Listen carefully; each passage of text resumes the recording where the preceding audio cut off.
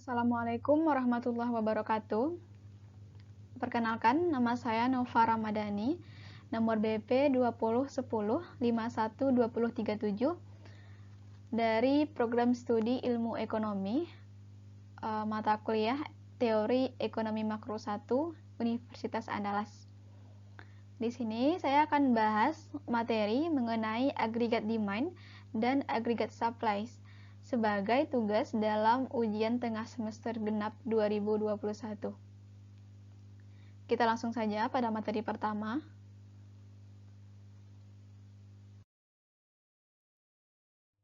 Yaitu agregat demand atau permintaan agregat. Agregat demand adalah keseluruhan permintaan terhadap barang dan jasa oleh pengguna dalam ekonomi. Permintaan agregat menunjukkan hubungan antara keseluruhan permintaan terhadap barang-barang dan jasa sesuai dengan tingkat harga. Permintaan agregat adalah suatu daftar dari keseluruhan barang dan jasa yang akan dibeli oleh sektor-sektor ekonomi pada berbagai tingkat harga. Permintaan agregat dapat ditampilkan dengan menggunakan kurva atau tabel yang menunjukkan berbagai jenis barang atau jasa yang dibeli secara kolektif pada tingkat harga tertentu.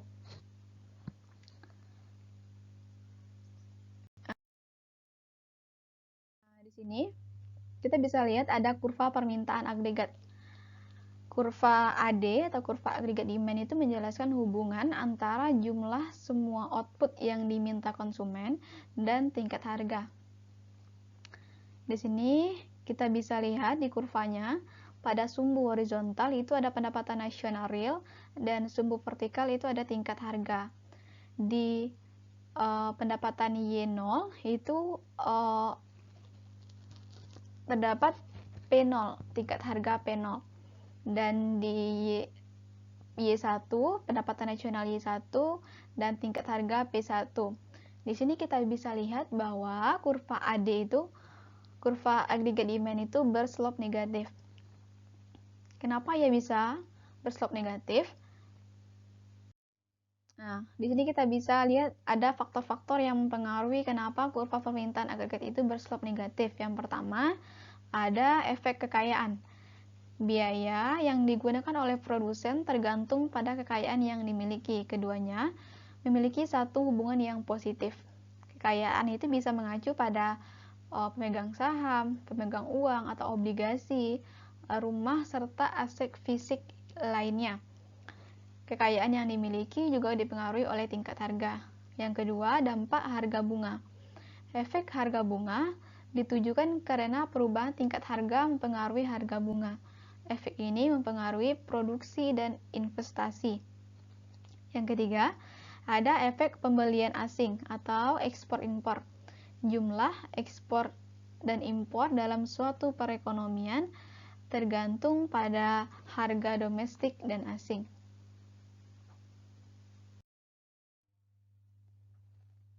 Selanjutnya itu agregat supply atau penawaran agregat. Agregat supply adalah jumlah barang dan jasa akhir perekonomian yang diminta pada berbagai tingkat harga yang berbeda. Kurva penawaran agregat adalah kurva yang menggambarkan tentang hubungan antara tingkat harga yang berlaku dalam ekonomi dan nilai produksi real atau output yang akan ditawarkan dan diproduksi oleh semua perusahaan dalam suatu perekonomian. Ini contoh dari kurva penawaran agregat. Kurva AS atau agregat supply ini menjelaskan hubungan antara jumlah semua output yang ditawarkan produsen dan tingkat harga. Di sini kita juga bisa lihat bahwa pergeseran kurva penawaran jangka pendek, di mana jika biaya produksi suatu output meningkat, keuntungan atas suatu unit output menurun dan jumlah output yang ditawarkan pada setiap tingkat harga menurun. Artinya dapat kita simpulkan bahwa kurva penawaran agregat jangka pendek bergeser ke kiri ketika biaya produksi meningkat dan ke kanan ketika biaya produksi menurun. Baik, materi selanjutnya yaitu asumsi dari agregat demand dan agregat supply. Yang pertama yaitu perekonomian tertutup. Apa itu perekonomian tertutup? Perekonomian tertutup adalah perekonomian suatu negara yang tidak ada transaksi atau interaksi dengan negara lain, yang artinya negara itu untuk menumbuhkan perekonomiannya ia bergantung pada konsumsi rumah tangga, investasi bisnis, dan belanja pemerintah. Dan yang kedua ada price are fixed in short run, atau diambil atau didasari dari teori Keynes. Karena kita udah singgung, karena kita udah bahas sedikit itu Keynes, kita bisa bahas apa saja sih ciri-ciri teori klasik dan teori Keynes. Yang pertama, klasik itu yang pertama, supply create its own demand. Artinya, penawaran tercipta oleh permintaan itu sendiri. Dan yang kedua ada flexible wages, upah fleksibel. Yang ketiga ada number of employment, pengangguran. Dan yang keempat itu ada full employment, adanya tenaga kerja penuh. Di bagian Keynes, di teori Keynes itu ciri-cirinya yang pertama, demand create in own supply, artinya permintaan itu tercipta oleh penawaran itu sendiri. Dan yang kedua itu adanya government intervention, artinya di perekonomian itu pemerintah mengintervensi, artinya pemerintah bisa ikut campur dalam perekonomian itu. Yang ketiga ada fixed wages, upah tetap. Ada yang keempat ada fixed price, ada harga tetap. Dan yang terakhir itu ada inventory unemployment.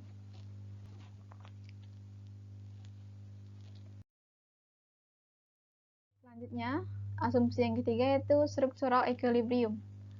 Di sini kita bisa lihat ada 5 persamaan. Persamaan 1, 2, dan 3 itu persamaan pembentuk kurva IS, persamaan pada sektor real. Dan persamaan keempat itu persamaan pembentuk kurva LM, persamaan di sektor moneter. Dan yang kelima itu kurva persamaan itu pada kurva Phillips. Kurva Phillips itu adalah kurva yang menjelaskan hubungan antara pengangguran dan inflasi. Bahas inflasi kita juga bisa cari menggunakan perumusan sebagai berikut, yaitu inflasi bisa dicari menggunakan PT dikurang PT kurang 1 per PT kurang 1. Dan ada juga kita bisa cari depreciation atau appreciation. ET kurang ET kurang 1 per ET kurang 1, dimana jika hasilnya ini lebih besar dari 1 maka ia depreciation, dan jika kecil dari 1 ia appreciation. Apa itu depreciation dan appreciation? Depreciation atau depresiasi adalah jika nilai mata uang negara kita itu lebih rendah dari mata uang negara asing. Sedangkan yang apresiasi itu kebalikannya, ketika mata uang kita lebih tinggi dari mata uang negara asing.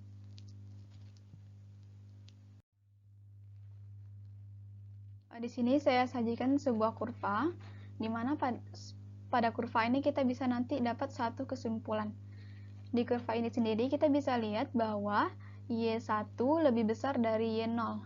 Y1 lebih besar dari Y0 ini bisa kita sebut juga sebagai output gap. Apa itu output gap? Output gap adalah output yang menunjukkan adanya excess demand. Excess demand sehingga nanti terjadi kenaikan harga, mendorong kenaikan upah, dan terjadi nanti kenaikan cost of production, sehingga kurva AS ini, kurva supply ini akan bergeser ke kiri dan terjadi berulang-ulang, sehingga pada titik tertentu nanti akan tercapai bahwa Y0 ini sama dengan Y1.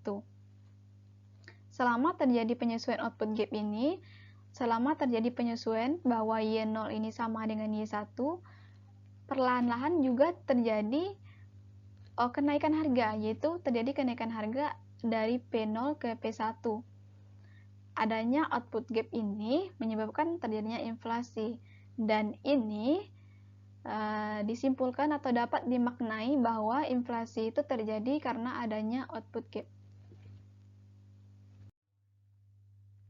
Baik, materi selanjutnya yaitu alternatif kebijakan moneter dan fiskal.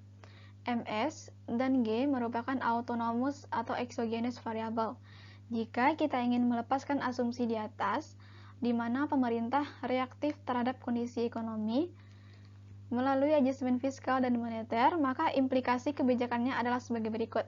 Asumsinya, yang pertama yaitu P sama dengan 0. Yang kedua, R sama dengan I, itu variabel exogenous. Dan yang ketiga, MS sama dengan variabel endogenous.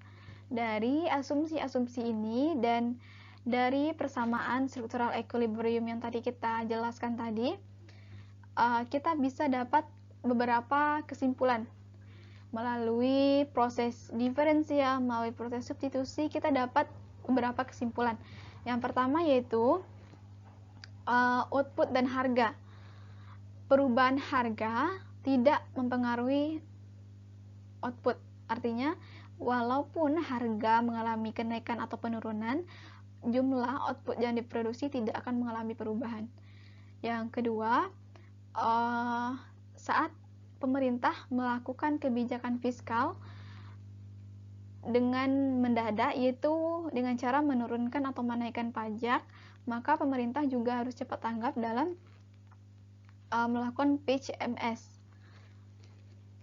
Dan yang paling penting, yang paling perlu kita ketahui bahwa kebijakan pemerintah, baik itu yang fiskal maupun moneter, itu terdapat perbedaan terhadap pasarnya, yang mana pasar barang itu membutuhkan waktu lama dalam proses adjustment, seperti kita perlu investasi terlebih dahulu, kita perlu infrastruktur, kita perlu lihat dulu birokrasi dan sebagainya. Namun di pasar uang kita tidak perlu melakukan itu. Artinya proses adjustment dalam pasar uang itu cepat, sehingga dalam menerapkan kebijakan moneter atau fiskal terlebih dahulu lebih baik dilakukan observasi. Baik, mungkin hanya itu yang dapat saya sampaikan pada materi adjustment demand dan adjustment supplies ini. Terima kasih atas perhatiannya. Mohon maaf apabila ada materi yang masih tertinggal atau ada yang kurang detail. Sekian dari saya. Assalamualaikum warahmatullahi wabarakatuh.